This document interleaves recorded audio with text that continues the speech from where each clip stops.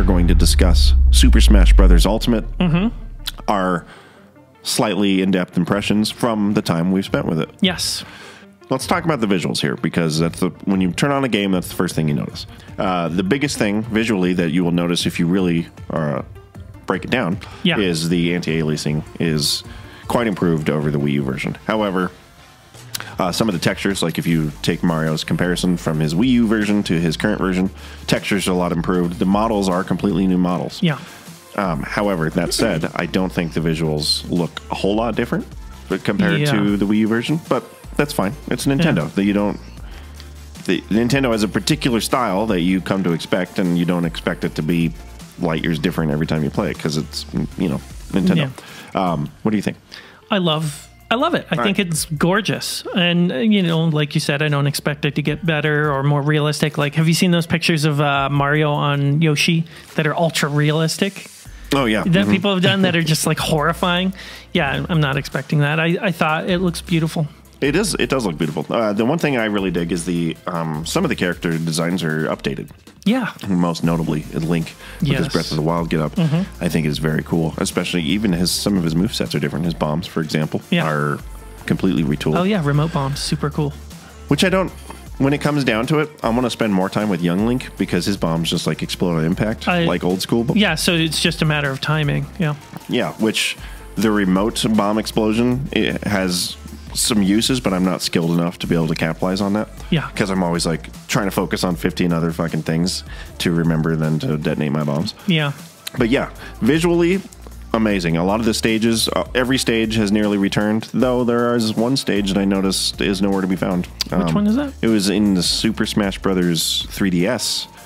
Was the Pac-Man stage that did not come on the Wii U version and is not in Ultimate. So okay. It's very interesting. Yeah, just the sheer amount of things to see. Obviously, you got 74 plus characters that are going to be in the game, not counting the DLC. And then you have just hundreds of fucking stages. And ridiculous amount of stages. Each stage, of course, has different versions, Omega, fucking Battlefield versions. Just beautiful. The fucking Super Mario Brothers 2 stage. I keep coming back to that in my mind because I don't remember that being in other Smash games. We're casual Smash players. Don't get all crazy on us. Yeah. So if it was in an older Smash, don't come knocking on our doors with your fucking Lynch. But that stage. Do you know what other one I don't remember? This is the so that one is super exciting. It's thrilling. I want to play on it constantly. Yeah. That in the Super Mario 1 level that you actually work through. But the F-Zero with the cars underneath. Yeah.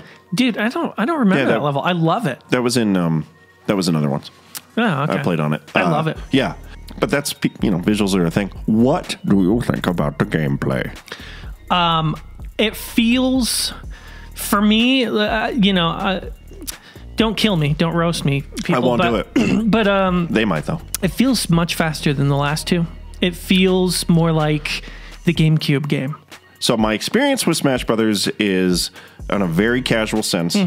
I don't remember at all what Melee was like. I still, to this day, don't have a huge grasp on why everyone's like, Melee is the game over all the other ones. But I know you have a little bit deeper understanding than that. But to me, I think the game is very snappy. I love the way it controls, but I don't notice if... I can't, like, in my mind's eye, think back to... Smash Brothers Wii U and be like, oh, it was different on this and this way, frame data and stuff like that. It feels the same to me, but it's always been a snappy game for me. Oh, okay. The last one like feels like the best way to describe it is if you've played Mario Brothers 1. Mario feels really heavy and fast. You know where he's gonna go. And then the last Smash Brothers felt a little bit more light and fluffy, heavy. So this one feels more snappy to me. It feels more akin to Melee. Okay.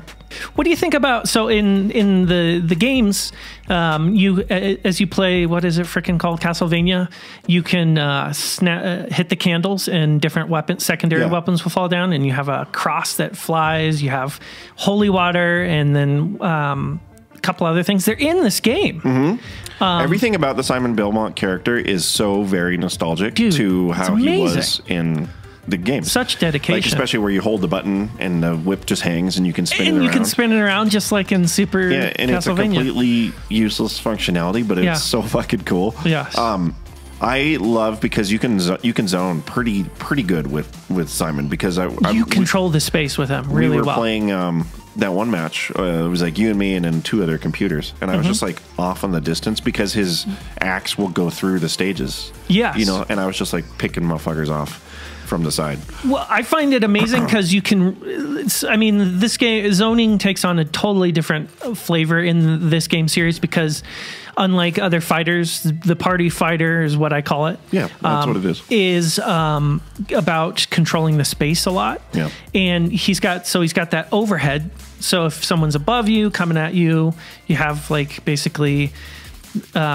A defense or attack from that angle, and then you have the holy water that's immediately so like when someone's trying to close in on you, you have a lot of options to slow them down and take the initiative because his freaking whip is super long. Yeah. So he's I can imagine that some people are gonna do pretty good with him. I haven't unlocked Richter yet, but I hear that he's just as good, obviously, because he's an Echo Fighter, but a little bit faster. So I'm kind of interested exciting. to see how that... I can't wait to get him. Yeah, I'm excited to get Ken because he plays just like Ryu, but is faster and has, of course, the flame attacks. I'm not sure if his damage output's a little bit different, but I love the fact that they've just the roster's bonkers. Yes. And then, of course, with the roster being bonkers, they have to, of course, include a ton of features. Now, yes, it is true. If this game with the rosters and the stages came out with just a classic Smash mode, everyone would have been fine.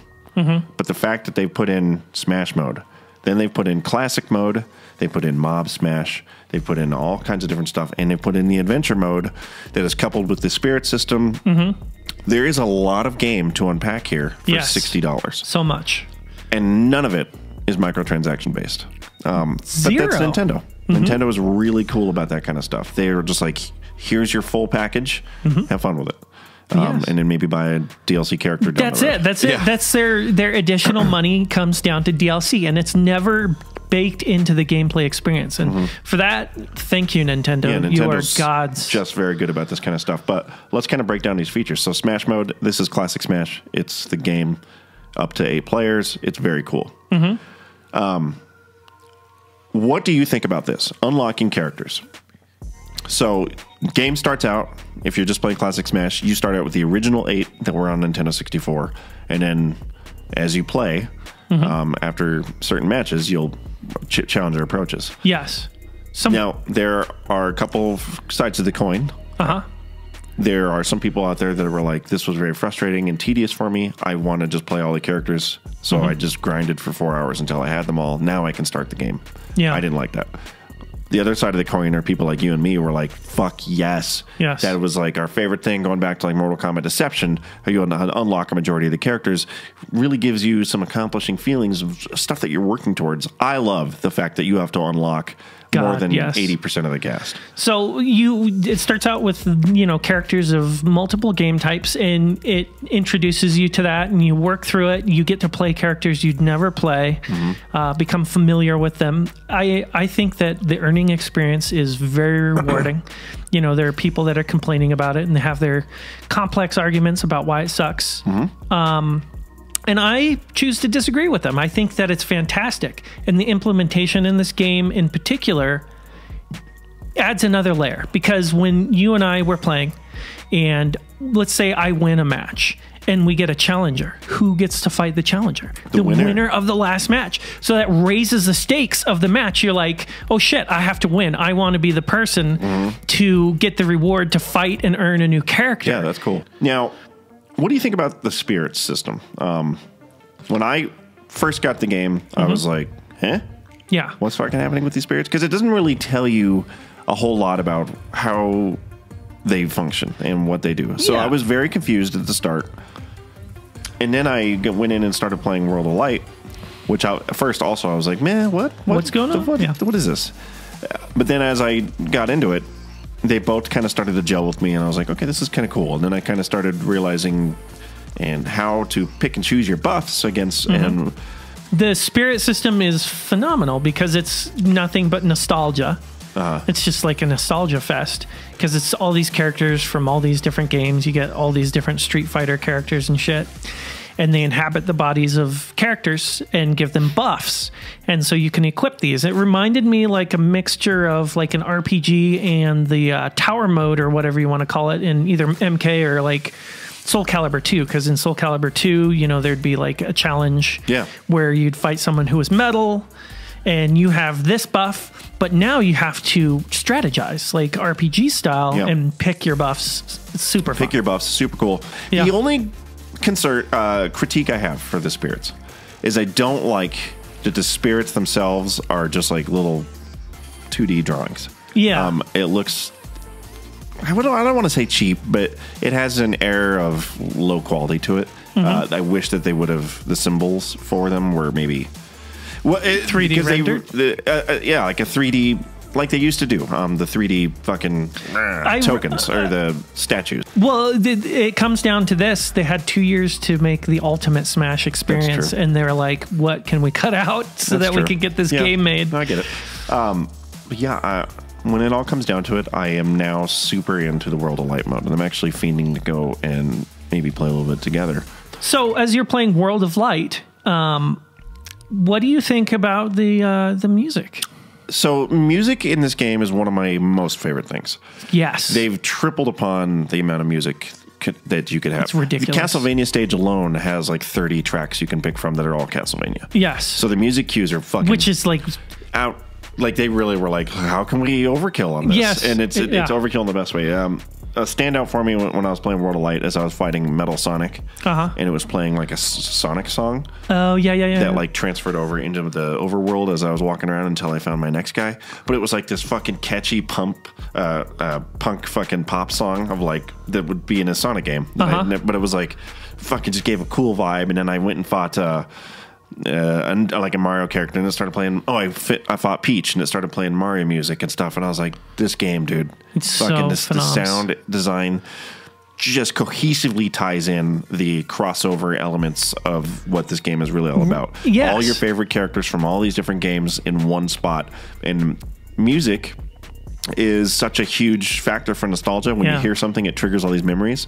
So as you're playing all these characters and you hear a fucking musical cue from a whole other title, it really just ties those feelings together in a great way. It really does. It's like a beautiful way of putting it. Like, of course, you have your Zelda songs, which is some of the most phenomenal music and all these main things, but hearing the Castlevania, I think that the music from the Castlevania series is some of the best. It really is. Yeah. It's phenomenal. Now, let's say that you're a competitive player, Gordy, and you wanted to play online, as a lot of players do. I did not play online, but I know you spent some time with it. Tell me about it.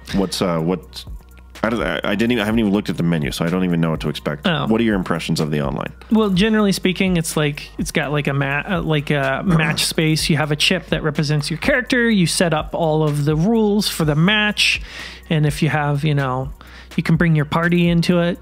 Co-op so against you and other I people. can play online against friends or strangers. And then people grab their chip, their character. You pick the level. You put your chip in the match, and then everybody agrees to play.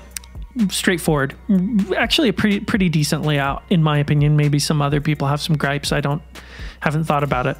That part of it is fine.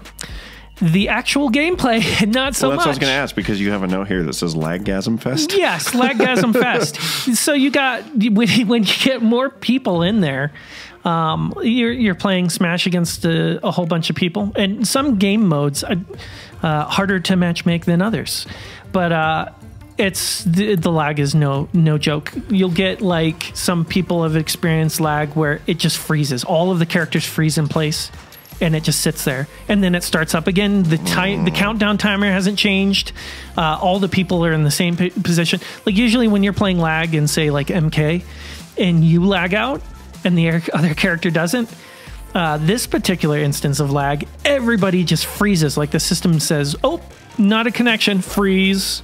And then it unpauses it. Well, that's what can you expect though from Nintendo's joke of an online system that they implement into their consoles? It's so bad. I don't understand what the way that Nintendo wants you to play, folks, is plugged in by LAN. And in order to get LAN, you have to spend $30 for an attachment that's sold out everywhere on the planet. Because everyone got it in preparation for Smash. Yes. That's fucking ridiculous. See, that's the thing, is they don't nickel and dime you in the games, in the software, they nickel and dime you on the hardware.